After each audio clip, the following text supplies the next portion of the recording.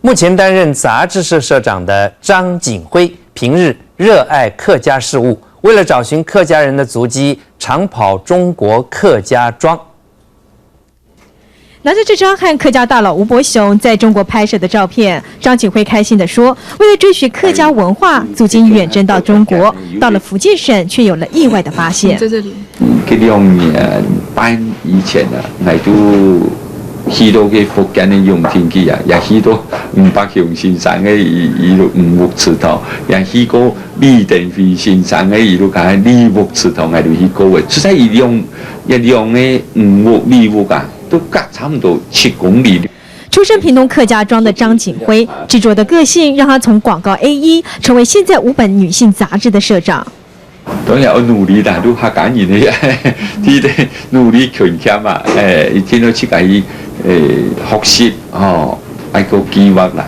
多年來，只要有客家人的大小聚會，總少不了張景輝的身影。出版客家報紙，甚至是自掏腰包拍攝幻燈片，目的只有一個，那就是要用影像留下歷史鏡頭。民視新聞何乃強、陳小青台北報道。苗栗3義有2座古蹟涼亭，早期客家人在涼亭裡面準備茶水給路人解渴。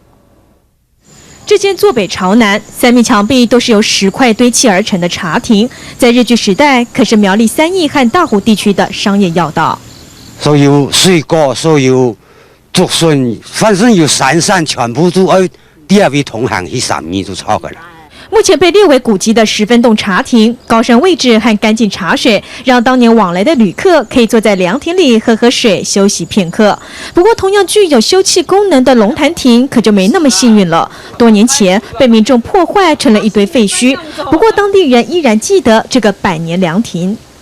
煮茶本人士嘅目的就地方人士善意講，行是公德，做是公德，煮茶本人士。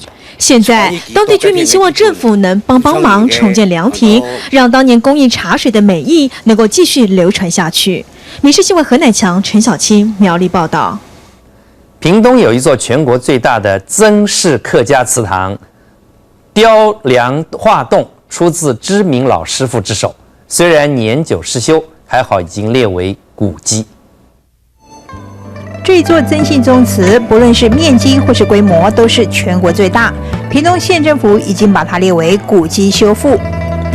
在建筑梁柱上的文字，每一根刻的字体都不一样，像这种竹叶字体更是特殊。而承接屋梁的这些木雕呢，是叶万金老师傅的精彩作品。而在这牌匾下面的泥金画呢，它是彩绘家陈玉峰的手笔。综合来看，这是一座精彩的客家祠堂。在日据时代增加了这个有对意识的眼见啊，留下了这么一个瑰丽的富丽堂皇的宫祠。而看守这一座宗盛公祠的老先生，就是和这建筑物一起长大的。